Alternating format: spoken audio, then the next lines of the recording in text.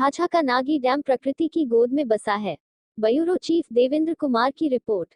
झाझा का नागी डैम झाझा के प्रकृति की गोद में बसा हुआ पहाड़ी क्षेत्रों के बीच है, जो शहर के मुख्य मार्ग से लगभग 10 किलोमीटर दूर है। इसकी विशेषता यह है कि यहाँ कई वर्षों से पर्यटक सिर्फ विभिन्न तरह के पक्षियों को सर्दी के मौसम में विशेष रूप से देखने के लिए आते हैं। इसके अलावा यहाँ कई प्रशासनिक पदाधिकारी विभिन्न विभाग के विभिन्न क्षेत्रों से विभिन्न राज्यों से भी आते हैं और अपने परिवार के साथ इस डैम की सौंदर्यता का लुत्फ उठाते।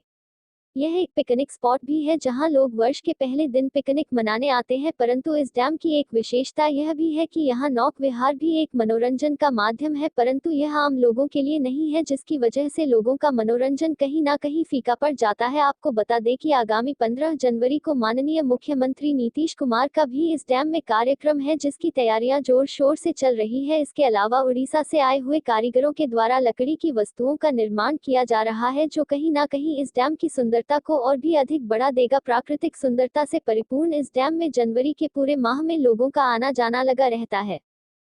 पानी वो जो बीच में टावर है उसमें चिड़िया के लिए हट बनेगा। अच्छा, कब तक बन के तैयार होगा? ये 14 तक बनाएंगे, जितना तक हो सकता है। कहाँ से आए हैं आप? उड़ीसा से आए। और मिस्त्री का काम करते हैं? बम्बो क्राफ्ट काम करते हैं। अच्छा, इस चेयर वगैरह मतलब सुंदरता बढ़ाने के लिए बनाया जा रहा है ना जी। क्या नाम हुआ आपका? आनंद महंतो। घर का हुआ? उड़ीसा का मयूरभंज डिस्ट्रिक्ट। पर नौका विहार का आनंद आपने उठाया या नहीं? नहीं उठा पाए। यहाँ पर तो मतलब जो है सिर्फ प्रशासनिक लोग ही कर रहे हैं, आम पब्लिक के लिए यहाँ खोला नहीं जा रहा है। आप दूर दराज से आए हैं, नौका विहार का आनंद, पिकनिक के साथ नौका विहार का आनंद आपको नहीं मिला है। ऐसे में आप मांग क्या करते हैं कि यहाँ पर आम पब्लिक के लिए भी यह नौका विहार का व्यवस्था कर दिया जाए। है तो बहुत रमणीय जगह और बहुत प्रकृति का गोद में हम लोग हैं, लेकिन नौका विहार नहीं कर पाए, इसका बहुत अफसोस हमें है। यहाँ पर 2 स्टीमर का कम से कम का जुगाड़ होना चाहिए प्रशासन की तरफ से, और थोड़ा मतलब क्या ना कि सुरक्षा की दृष्टि से भी लाइफ गार्ड वगैरह सब होना चाहिए। कहीं पर्यटन का क्षेत्र बन चुका है, बहुत विभिन्न क्षेत्रों से लोग भी यहाँ पर आते हैं। आप कहाँ से आए हुए हैं? हम लोग झाझा शहर से आए हुए हैं। झाझा शहर से आए हुए हैं, मतलब लोकल ही है? लोकल। अच्छा, क्या यहाँ का महत्व के बारे में बता सकते हैं, या फिर क्या खूबसूरती है यहाँ पर जो लोग आते हैं बहुत दूर दूर से यहाँ पर? Why not, absolutely I can say.